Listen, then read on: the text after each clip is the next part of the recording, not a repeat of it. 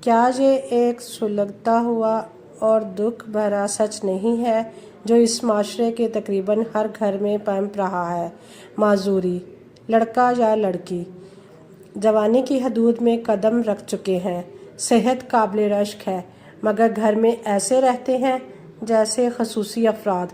صبح اٹھیں گے، بستر ویسے ہی بے ترتیب چھوڑ دیں گے کہ ماں آ کر یہ درست کر دے گی، کپڑے تبدیل کریں گے، جہاں اتارے وہیں یا کسی کونے خدرے میں رکھ چھوڑیں گے۔ ماں آئے گی، اٹھائے گی، دھوئے گی، استری کرے گی اور واپس ترتیب کے ساتھ ان کی الماری میں رکھ دے گی۔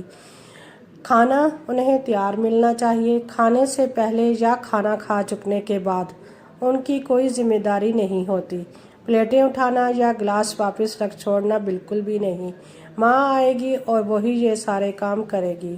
اسکول، کالج یا یونیورسٹی جائیں گے، واپس لوٹیں گے تو سونے کے لیے، اسنیپ چیٹ، واٹس ایپ یا ٹک ٹاک پر مستی کے لیے، ٹویٹر، انسٹاگرام پر وقت گزاری کے لیے، یا پھر اپنے پسندیدہ سیریل اور ڈرامے دیکھنے کے لیے۔ کھانا وہیں بیٹھے منگوائیں گے، وقت لقمے کے لیے ہاتھ بڑھانا یا اسے نگلنا ان کا کام ہوگا۔ اس کے لیے بھی ان کا شکریہ، کیونکہ اس کے بعد انہوں نے ٹی وی یا لیپ ٹاپ یا آئی پیڈ پر دوبارہ جہاد کے لیے واپس جانا ہوگا۔ کبھی کبھار یہ اپنے فارغ وقت میں گھر کے دوسرے افراد کے ساتھ بیٹھنے کی مہربانی بھی کر دیتے ہیں، مگر کیا مجال ہے کہ اس دوران یہ اپنے موبائل کی اسکرین سے نظریں ہٹائیں۔ یہ اپنے ان پیاروں کے نزدیک رہنا چاہتے ہیں جنہوں نے ابھی کوئی کمنٹ کیا ہے، قیمتی اسٹیٹس اپلوڈ کیا ہے یا کوئی تصویر بھیجی ہے۔ فوراً کمنٹ کر کے ان کی دلجوئی کرنا ان کا اولین فرض ہوتا ہے، اور یہ والے صاحبان گھر میں بھلے کوئی انتہائی چھوٹا سا کام ہی کیوں نہ ہو، وہ کوئی ذمہ داری لینے کو تیار نہیں ہوتے، اپنی جگہ پر گند مچا کر اٹھ جاتے ہیں۔ کھانا پسند نہ آئے تو ناراض ہونا اپنا اولین فرض سمجھتے ہیں۔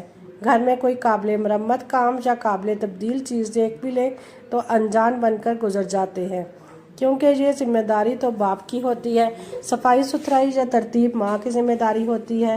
بدقسمتی کی بات تو یہ ہے کہ یہ دلسوز منظر تقریباً ہر گھر میں دیکھا جا سکتا ہے۔ ان سب وجوہات کی بنا پر ہم بربلا یہ کہہ سکتے ہیں کہ تمام اعضاء صحیح سلامت ہونے کے باوجود بھی ہم ایک معذور نسل پروان چڑھا رہے ہیں۔ جی ہاں، بالکل ایک معذور نسل۔ خیر سے ہماری تیار نسل کے تصرفات دیکھیے تو لگتا ہے یہ اس گھر میں مہمان ہے، کرنے والا، نہ ہی کسی کام میں مدد کرنے والے، نہ کوئی اپنے اطراف کی کوئی ذمہ داری اٹھانے والے، پرائمری اسکول سے لے کر کالج، یونیورسٹی تک، بلکہ نوکری لگ جانے کے بعد بھی وہ اپنے والدین کے گھر میں مہمان بن کر رہتے ہیں۔ وہ کسی ذمہ داری کو نہیں سمجھتے، ماں سوائے جیب خرچ لینے اور ماں باپ پر روب ڈالنے کے۔ ماں باپ دونوں گھر کی ذمہ داریوں اور منہ زور اولاد کے روب و دبدبے کے بوجھ تلے دبے رہتے ہیں، بھلے عمر جتنی ڈھل جائے، کوا کتنے ہی کمزور کیوں نہ پڑنے لگ جائیں، کیونکہ وہ خود ہی تو نہیں چاہتے کہ اولاد کو ان کے ہوتے ہوئے کوئی تکلیف اٹھانا پڑے۔ اور اس سب کے بعد اس اولاد نے سیکھا کیا ہے؟ معذوری، دوسروں پر توکل اور بھروسہ، کیونکہ آپ نے ان کی بنیاد ہی ایسے رکھ دی ہے۔ اگر آپ کا جواب ہاں میں ہے تو آپ کی اس محبت کے نتائج کیسے نکلنے ہیں؟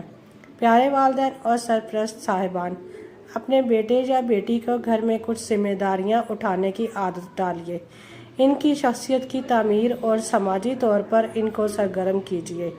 ذمہ داری لینا انہیں مضبوط بناتا ہے اور آنے والی چیزوں کا سامنا کرنے میں ان کی مدد کرتا ہے، جبکہ ان کا ہر پل، ہر گھڑی ماں باپ اور دوسروں پر انحصار انہیں سست، کمزور اور کمتر بناتا ہے۔ ماں اور باپ اگر اپنے بیٹے اور بیٹی کو اپنے گھر کی ذمہ داری اور حالات کا سامنا کرنا نہیں سکھائیں گے تو ان کی زندگی آنے والے دنوں میں بد سے بدتر ہوتی جائے گی، جس کے صرف اور صرف آپ ذمہ دار ہوں گے۔ یاد رکھیے، دنیا کے دیے ہوئے سبق آپ کی توقع سے زیادہ چونکا دینے والے، بے رحم اور زیادہ ظالم ہوں گے۔ اپنے بیٹے یا بیٹی کو اپنے گھر میں مہمان نہ بنائیں، بلکہ انہیں آہستہ آہستہ روزمرہ کے گھریلو معاملات کے ساتھ ساتھ معاشرتی سرگرمیوں میں بھی حصہ لینے کا پابند بنا دیجیے۔